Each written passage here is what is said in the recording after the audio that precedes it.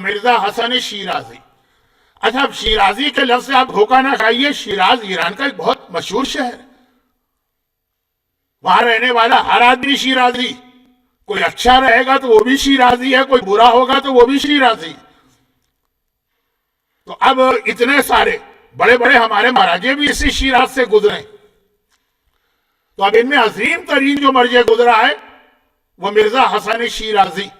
تو اب ان کی پہچان کے لیے ان کو فارسی میں کہتے ہیں مرزا بزرگ شیرازی، یا عربی میں کہتے ہیں شیرازی الکبیر، یعنی وہ بڑے والے شیرازی، سب سے بڑے. اتنی عظیم شخصیت 1312 ہجرہ میں ان کی موت ہوئی ہے. اور یہ اتنے عظیم مرجع تھے کہ اس وقت کے عراق کے حالات کو دیکھتے ہوئے، عراق آٹومن امپائر کا ایک پروونس تھا، وہی ارل تغرل جو پاکستان میں آج کل بہت فیمس ہو رہا، تو یہ پورے حوضے کو اٹھا کے نجف سے سامرہ لے گئے، یہ سامرہ میں پہنچے. یعنی اتنی عظیم شخصیت یہ وہاں گئے تو حوضہ وہاں چلا گیا پورا کا پورا. بہت عظیم شخص. انہوں نے ایک فتویٰ دیا تھا، ہر ایک کو معلوم کہ جو طریقہ تھا برٹش امپائر کا انڈیا میں بھی کیسے آئے. پہلے ایک ایگریمنٹ کیا وہاں کی حکومت سے تجارت بزنس کے لیے، اور پھر ایک بزنس کے نام پہ آہستہ آہستہ قبضہ کر لی. ایران نے بھی یہی طریقہ اختیار کیا، اس وقت کے ایرانی بادشاہ سے ایگریمنٹ کیا تمباکو کے حوالے سے. اب یہ تفصیل میں نہیں جا رہا ہوں 11ویں امام کے حالات بیان کرنا. اور وہ ایگریمنٹ کا مطلب یہ تھا کہ جتنا بھی تمباکو ہوگا وہ سب وہ لے جائے گا اور پھر وہاں کے پروڈکٹ بنا کے بیچے گا. جیسے انڈیا میں یہی ہوا کہ سارا خام مال یا را میٹیریل انگلینڈ جاتا ہے، لیورپول اور مانچسٹر کی ٹیکسٹائل ملیں چلتی ہیں، واپس انڈیا میں آ کے بیچا جاتا ہے، پروفٹ ان کی جیب میں اور ان کا قبضہ بڑھتا جا رہا ہے. صرف ایک جملہ کہا نا، آج کے دن کے بعد تمباکو کا استعمال امام زمانہ سے جنگ کرنے کے برابر ہے. یہ ایک جملہ ایسا فتویٰ بنا کہ ایران کے لوگ کے اندر تو سب آ گئے، لیکن سمجھانے کے لیے کہ ایران کے لوگ مرد تو مرد، عورتیں بھی تمباکو نوشی کی اتنی عادی ہیں یا عادی تھے، اور عراق میں تو ابھی بھی ہیں. لیکن ایک فتویٰ آ گئے، وہاں اللہ کا حکم آتا ہے لوگوں سے حرام چیز نہیں چھوڑی جاتی، یا ایک مرجے کا مرجے یعنی یوں تو وہ حکم اللہ ہی کا ہے، لیکن بہرحال وہ اسٹیٹس تو نہیں ہے نا، حرام ہے تمباکو کا استعمال. اور پولیٹیکل فتویٰ یہ نہیں کہا کہ قرآن حدیث سے یہ شراب اور سور کے گوشت کی طرح سے حرام ہے. اس وقت کے حالات کوئی ہاتھ لگانے کو تیار نہیں ہے، اتنا نقصان ہوا کہ ایگریمنٹ توڑنا پڑا. یہ میں صرف اصل واقعہ اس کے بعد کا ہے، یہ میں نے صرف اس لیے بتایا کہ کوئی پڑھا لکھا آدمی یہ نہ کہے ارے وہ کیا نجاست طہارت پیشاب خون کی نجاست میں ڈوبنے والے، ان کو دنیا کی کیا خبر. تمہیں دنیا کی خبر نہیں ہے، تم نے پورا انڈیا، پورا پاکستان، پورا بنگلہ دیش برٹش امپائر کے ہاتھ میں دے دیا، غلام بنا دیا. تم وزیر بھی تھے، تم راجہ بھی تھے، تم حاکم بھی تھے اپنے علاقے کے، تمہاری ساری عقلیں ختم ہو گئی، وہ آ گیا یہاں پر. اور یہ حوزہ علمیہ میں بیٹھنے والا ایک فتوے کے ذریعے سے ایسی منہ کی کھائی برٹش امپائر نے عراق اور ایران میں کہ یہ وہ علاقہ رہا کہ جہاں پہ قبضہ نہ ہو سکا. یہ مرجے کی میں بات کر رہا ہوں. میں نے اسی لیے واقعہ ان کا لیا کہ واقعی اور کسی مرجے کا ہو تو لوگ یہی کہتے ہیں ان کو سوائے نجاست طہارت کے مسائل کی اور آتا کیا ہے مراجع کو. ان کو وہ آتا ہے جو نہ تمہیں آتا ہے نہ تمہارے بادشاہوں کو آتا ہے. اور اچھے بادشاہ سنسیئر، میں شرابی کبابی محمد شاہ رنگیلے کی بات نہیں کر رہا ہوں، لیکن جو ویژن ایک مرجع کا ہے. ابھی آیت اللہ ہے بزرگ شیرازی، ان کا آخری وقت ہے، 82 کی ایج تھی ان کی. اس زمانے میں ہمارے مراجع کی ایج 80s میں ہوتی تھی، آج الحمدللہ 90s، اور 2-3 مرجع تو ہیں جو 100 کو کراس کر گئے. اللہ ان کے سائے کو ہمارے سروں پہ قائم و دائم رکھے. یہ مراجع کی عمر بھی کافی اب بڑھ گئی، 82 کی تھی.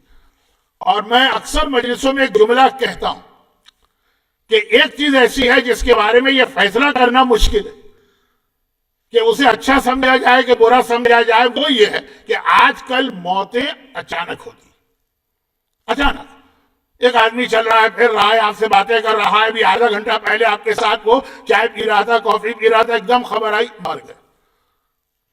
اور بہت سے لوگوں کو یہ موت بہت اچھی لگتی، وہ تمنا کرتے ہیں موت آئے تو ایسے آرام سے. اور پہلے زمانے میں، پہلے سے مطلب یہ کوئی 1400 سال نہیں، 60 سال، 70 سال، شاید 50 سال پہلے تک موت کا ایک پروسیس بھی ایسا لمبا ہوتا تھا کہ آدمی کو، جس کو عربی میں، فارسی میں، اردو میں ملا کے کبھی عالم نزا کہتے ہیں، کبھی سکرات کا وقت کہتے ہیں، کہ روح نکلنے میں خاصا ٹائم لگتا تھا. یعنی ایک عام سی چیز تھی. ایک آدھ کیس وہاں بھی ہوتے ہیں سڈن ڈیتھ کے، جیسے ایک آدھ کیس آج کل بھی ہوتے ہوں گے، ایک ہفتہ بستر پہ پڑا ہے، نہ جیتا ہے نہ مرتا ہے، لیکن میں ایک عام بات کر رہا ہوں. تو اب یہ کہ بہت سے لوگ اس سے گھبراتے ہیں کہ یہ والی موت تو بہت خطرناک، اب کون سی اچھی ہے کون سی بری. روایتوں میں ظہور امام زمانہ کی ایک پیشین گوئی یہ کہ اس سے پہلے موتیں اچانک ہوں گی. اس کا اسٹائل یہ بتا رہا ہے کہ یہ بری، یہ والی موت بری، جس میں آدمی کو نہ توبہ کا موقع ملے، نہ گناہوں کو یاد کرنے کا موقع ملے، نہ لوگوں سے معافی تلافی کا موقع ملے. اس سے وہ موت. صرف گھبراتے لوگ اس لیے ہیں کہ شاید اچانک موت میں تکلیف نہیں ہوتی ہے، اور جو ذرا سسک کے موت ہو اس میں تکلیف بہت ہوتی ہوگی، ایسا نہیں. خیر، آغا بزرگ شیرازی، ان کا جو آخری وقت تھا وہ ذرا لمبا ہو گیا. یعنی لمبے سے مطلب 2-4 گھنٹے نہیں، کئی دن گزر گئے، 3-4 دن. اور اس زمانے کے میڈیکل سائنس کی ضمانت تقریباً وہ ہے جب انڈیا میں 1857 کا انڈیپینڈنس موومنٹ چل رہا، جنگ آزادی، جسے انگریز میوٹینیٹی یا غدر کہتے ہیں. بالکل وہی زمانہ. ہم لوگ یہاں شکست کھا رہے ہیں، ان کے فتوے نے اس برٹش امپائر کو وہاں شکست دی. آخری وقت میڈیکل سائنس ابھی بالکل ابتدائی مرحلے میں، اس زمانے میں تھی نہیں میڈیکل سائنس، تو فیصلہ نہیں کر پا رہے ڈاکٹر اور حکیم کہ یہ زندہ ہیں کہ مر گئے. یہ بھی ہماری مذہبی کتابوں میں ایک مسئلہ ہے کہ اگر کسی آدمی کے بارے میں پتہ نہ چلے تو کتنا ویٹ کرنا ہے اس کو غسل میت دینے سے پہلے. اب بہت لمبی بات ہوئی جا رہی ہے، مختصر کرتا ہوں.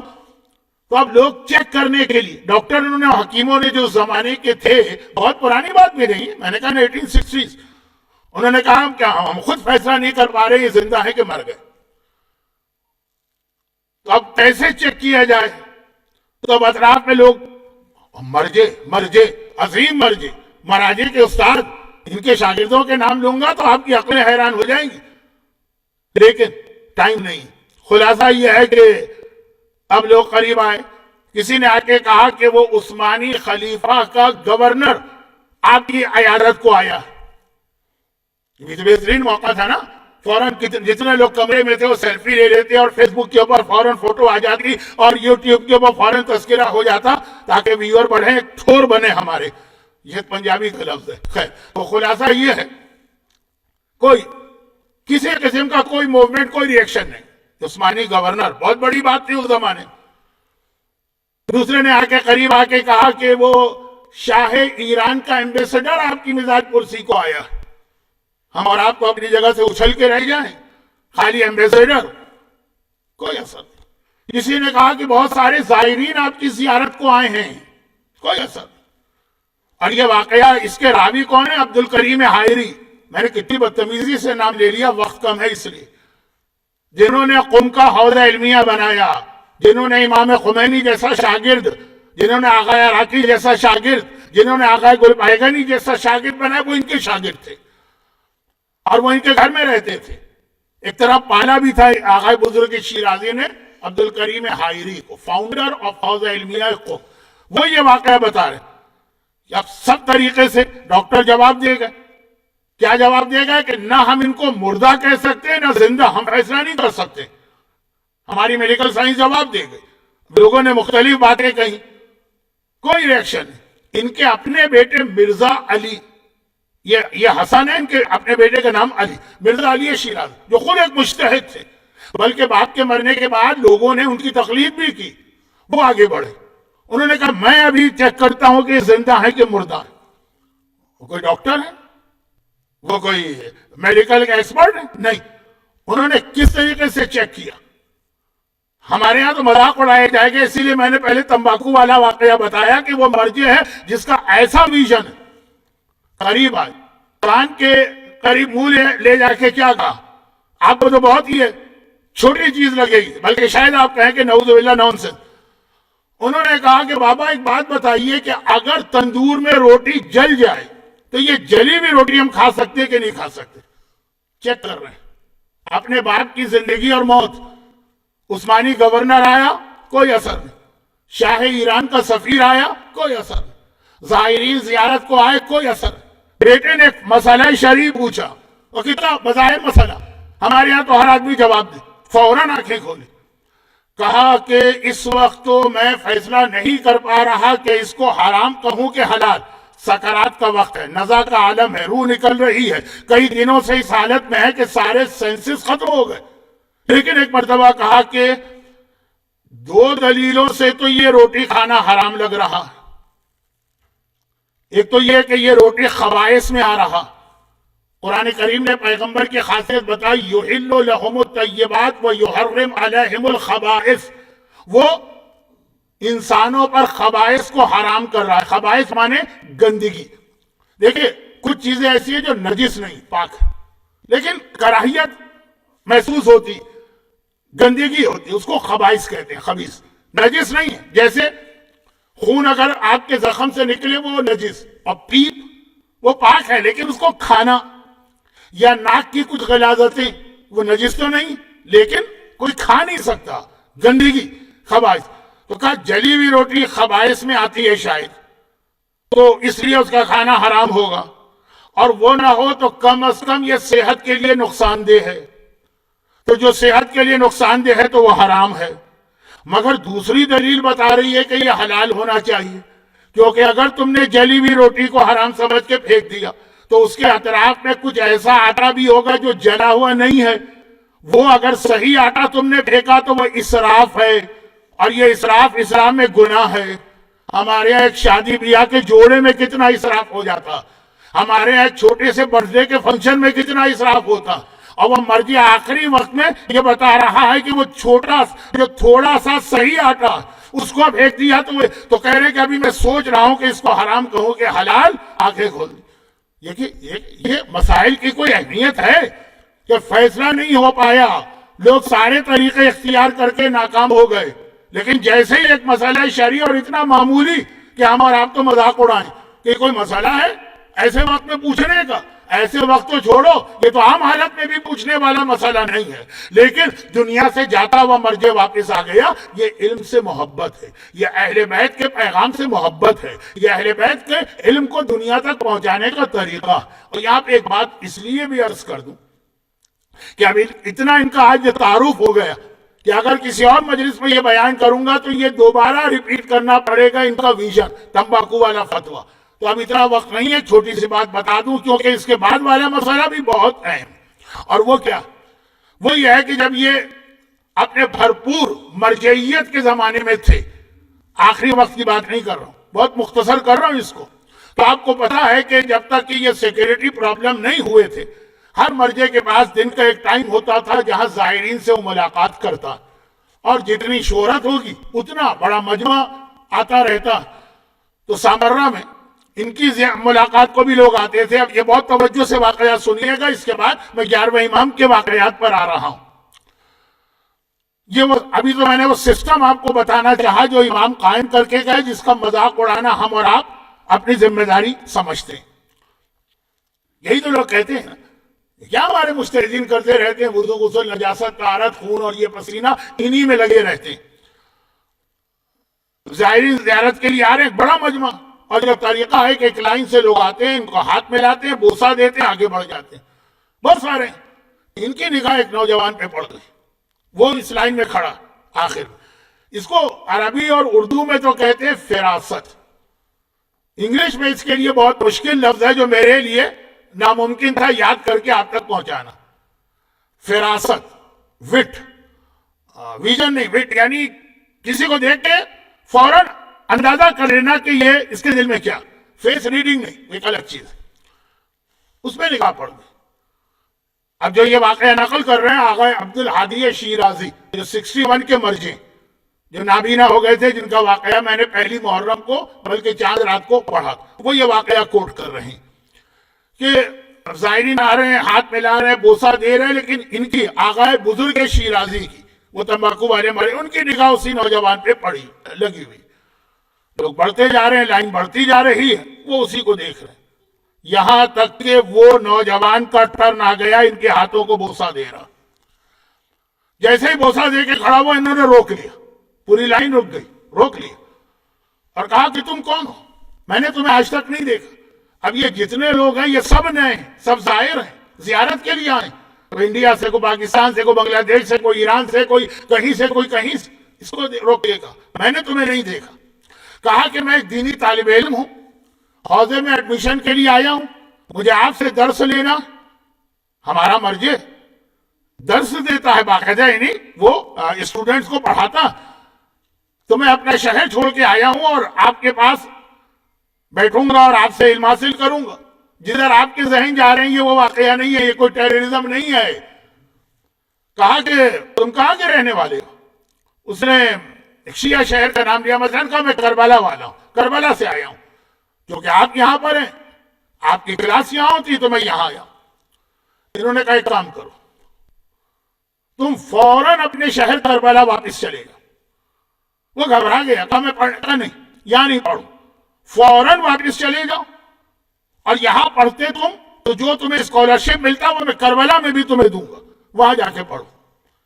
اب اتنا بڑا مرجع بات کہہ رہا ہے، وہ اسٹوڈنٹ تیار تو ہوا، انہوں نے اپنے نوکر کو بلایا، آغا شیرازی نے، کہا کہ کربلا جانے والی train Samarra to Karbala, Iraq کا ٹرین سسٹم بھی بہت اچھا رہ چکا اور شاید ابھی بھی اچھا، کہا کہ سامرا جانے والی ٹرین کتنے بجے جاتی ہے؟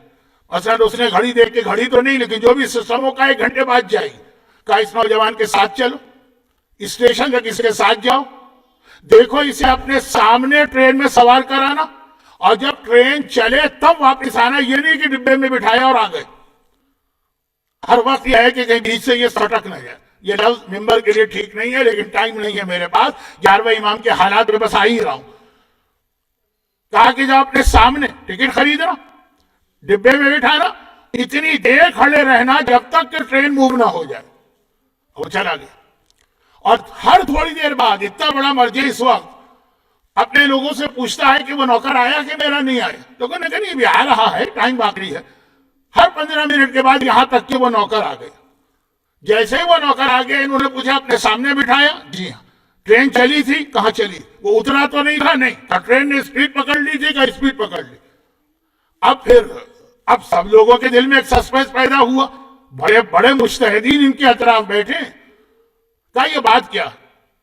کہا یہ نوجوان مجھے لگ رہا کہ ایسا جوشی عقیدت میں بھرا ہوا کہ یہاں پر آئے گا، سامرا کے روضے میں زیارت کے لیے بھی جائے گا، یہاں بھی بیٹھے گا، اور کچھ دشمنان اہل بیت کا نام لے کے ان پہ لعنت کرے گا۔ جو اتنے سالوں کی میری محنت ہے اس کو یہ تباہ کر دے گا۔ جو سامرا کے ماحول کو میں نے اتنی مشکل سے بنایا، ہر ایک کو پتا ہے سامرا میں 80% سنی حضرات ہیں، 20% شیعہ، کہا جو اتنی مشکل سے ایک یونٹی میں نے پیدا کی، اس طرح سے مسلمانوں کو ایک دوسرے کے قریب کیا، یہ اپنے جوش محبت کے اندر ایسے نعرے لگائے گا روضے کے صحن میں بیٹھ کر کہ جس کے نتیجے میں میری ساری محنت ضائع ہو جائے گی، اس لیے میں نے اس کو واپس بھجوایا اور میک شور کیا کہ یہ چلا جائے، ادھر سے ادھر نہ ہو۔ اب پھر جو یہ واقعہ دیکھ رہے ہیں وہ ایک نہیں کئی، ان میں سے کسی نے کہا کہ ایک بار میں کربلا کی زیارت کو گیا تو نوجوان مولا حسین کے روضے کے صحن میں ملا، میں نے اس کو پہچان لیا۔ کون بھولے گا اس واقعے کو؟ میں نے کہا تم یہاں؟ کہا کہ ہاں، وہ آغا شیرازی نے مجھے حکم دے کے واپس بھیج دیا۔ کہا کہ بتاؤ کہ تم جو سامرا آئے تھے تو تمہاری نیت کیا تھی؟ کہا میری 2 نیتیں تھی، ایک تو یہ تھا کہ درس لینا، اور دوسرا یہ کہ دشمنان اہل بیت کی اکثریت ہے تو روزانہ مجھے دعائے صنم قریش وہاں پڑھنا۔ یہ ہمارے پاس ایک دعا ہے، اگرچہ ویکسٹ دعا لیکن ہے، بہرحال یہ نہیں کہہ سکتے کہ بالکل غلط، لیکن جس کے اندر قریش کے 2 بتوں کے اوپر لعنت بھیجی ہے مولا کے حوالے سے، اور 2 عورتوں کے اوپر۔ کہا مجھے وہ وہاں پڑھنا تھی جو میں کربلا میں روز پڑھتا ہوں، مجھے یہ وہاں پہ پڑھنا تھی دشمنوں کے گڑھ میں بیٹھ کر۔ اب ان کی سمجھ میں آیا جو یہ واقعہ کوٹ کر رہے ہیں کہ یہ آغا، اچھا صرف چہرہ دیکھ کے پہچان لیا کہ یہ یہاں کس نیت سے آیا ہے اور کیا حرکتیں کرے گا۔ اچھا جو دشمنان اہل بیت ہیں ان سے لعنت یا بیزاری تو بالکل دین کا حصہ،